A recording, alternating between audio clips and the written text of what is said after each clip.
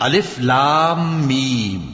کیا لوگ یہ خیال کیے ہوئے ہیں کہ صرف یہ کہنے سے کہ ہم ایمان لے آئے چھوڑ دیے جائیں گے اور ان کی آزمائش نہیں کی جائے گی؟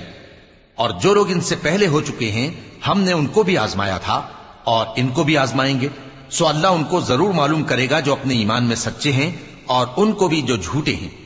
کیا وہ لوگ جو برے کام کرتے ہیں یہ سمجھے ہوئے ہیں کہ یہ ہمارے قابو سے نکل جائیں گے؟ جو فیصلہ یہ کرتے ہیں برا ہے۔ جو شخص اللہ کی ملاقات کی امید رکھتا ہو تو اللہ کا مقرر کیا ہوا وقت ضرور آنے والا ہے، اور وہ سننے والا ہے، جاننے والا ہے۔ اور جو شخص محنت کرتا ہے تو اپنے ہی فائدے کے لیے محنت کرتا ہے، بے شک اللہ تو سارے جہان سے بے نیاز ہے۔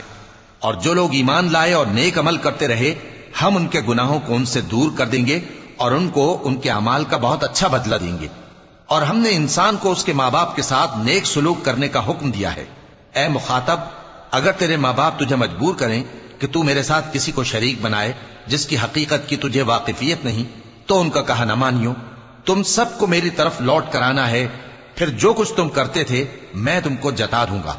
اور جو لوگ ایمان لائے اور نیک عمل کرتے رہے ان کو ہم نیک لوگوں میں داخل کریں گے۔